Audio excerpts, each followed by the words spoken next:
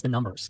I don't have a problem in principle with immigration at all. If we brought in 1 million, or maybe not 1 million, but if we brought in, let's say, 300,000 people every year that are like you, that are intelligent, that are productive, that are going to be generative, I don't necessarily have a problem with that in and of itself. The problem is that for 30 years, we bring in 2 or 3 million people per year. The foreign-born population has doubled. We brought in 50 to 60 million people since 1990. That's just too many people. And how I would distinguish it is that we're bringing in so many people that it's fundamentally altering what America is. You go to like Miami. Miami's like a Caribbean country. Like, it doesn't even feel like America. It feels more like Costa Rica or something. You go to New York, LA, it doesn't feel like what America used to be, what America is distinctly. And that's what I have a problem with, that pretty soon everywhere it's going to be so diverse, linguistically, ethnically, religiously, that you can't even say America is anything. Like the mayor of Minneapolis, he's doing advertisements in Somalian. What is that? I mean, I am an immigrant, and you can see from my accent. So I think America is the greatest country because of immigration. It doesn't mean like a Native American. Well, I mean, Native American at some point, like white or black, they were immigrants as well. So Native Indians, Native Americans, like those people that were here from the beginning, they are real native ones. So every other native, white or black, at some point they were immigrants as well. So it's just a matter of fact, like if you are first generation immigrant or fifth generation or third generation. But just because you are fifth generation immigrant doesn't make you any more American than the first generation, because at some point it happened to your grandfather as well.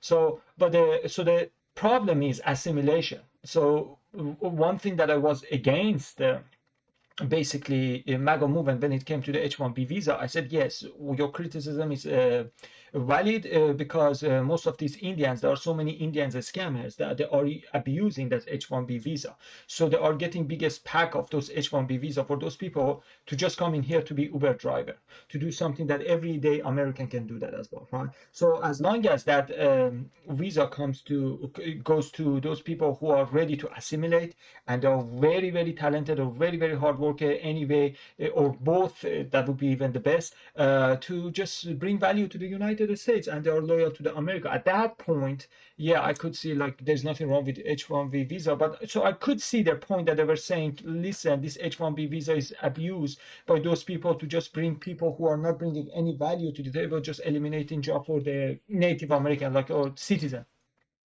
But also to say just, oh, we shouldn't have any type of immigration, and it is wrong totally. One of the reasons America is great is because when you see in some of those very sensitive jobs, we pick the best out of the best from each country. That's why like we are collection of the best. But right now with this immigration policy that you let criminals, with those people with criminal background history to come in here, they're destroying everything. But in general, it's not a bad thing. So what Nick Fuentes is saying is actually opposite of what those people were saying in the MAGA movement. He's saying, I don't have any problem with 300,000 people per year coming here, as long as they respect, they assimilate, and they bring the value. They're a hard worker. Like, it doesn't. The problem is every year 2 or 3 million immigrants come, which like you can know that. Like, it's not like 2, 3 million geniuses or hard workers or loyal patriots gonna come in here. Illegal immigrants that are destroying middle class. And what Nick Fuentes is talking about, that is actually correct. Those 200, 300,000, if you pick the best out of the best of each country, then yeah, America just gonna go up, and we're just gonna see the good result from that. But if you bring 2, 3 mostly illegal immigrants to that, and they don't assimilate, they make everything unsafe, unclean, dirty, and they're gonna eliminate job, because you don't think somebody with the criminal background story that ran away from his country is here to be a next Jeff Bezos or Steve Jobs or Elon Musk. You really should be stupid and dumb. Like these things that people on the left said, the future doctor.